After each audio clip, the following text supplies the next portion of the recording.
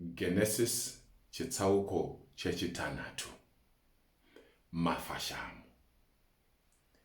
Vanhu vakati vatanga kuwanda panyika, uye vanasikana vakaberekwa kwavari. Vanakomana vaMwari vakaona kuti vanasikana vavanhu vakanga vakanaka, uye vakazviwanira upi zvake wavakasarudza.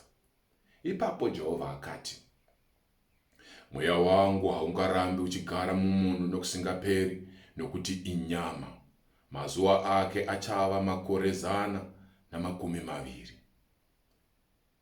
VaNefirimu vakanga vari panyika mumazuva iwayo, uyewo mushure maizvozvo vanakomana vaMwari vakapinda kuvasikana vavanhu vakaita vana navo.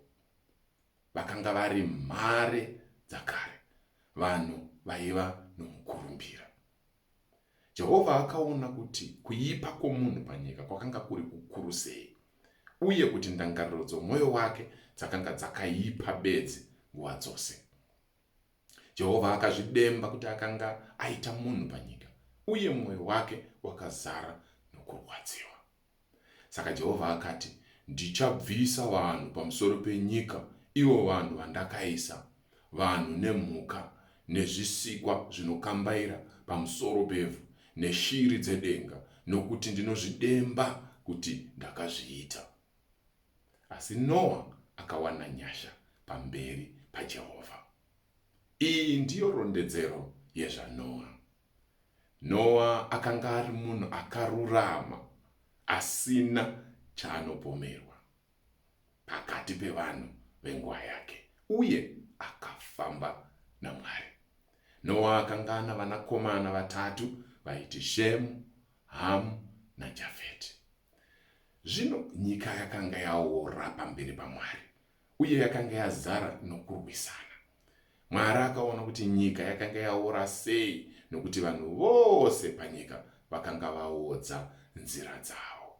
Saka Mwari akati kuna Noa, ndava kuzoisa magumo kuvanhu vose, nokuti nyika yazara nokurwisana nokuda kwavo. Zvirokwazvo ndiri kuzovaparadza vose pamwe chete nenyika.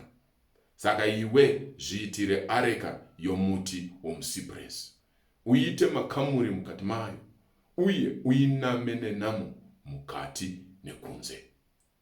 Uku ndiko kuwaka kwaunofanira kuiita.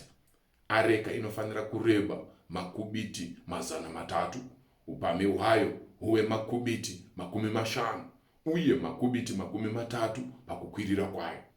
Uite windo uchipoteredza areka, ugosiya kubiti rimwe chete kumusoro.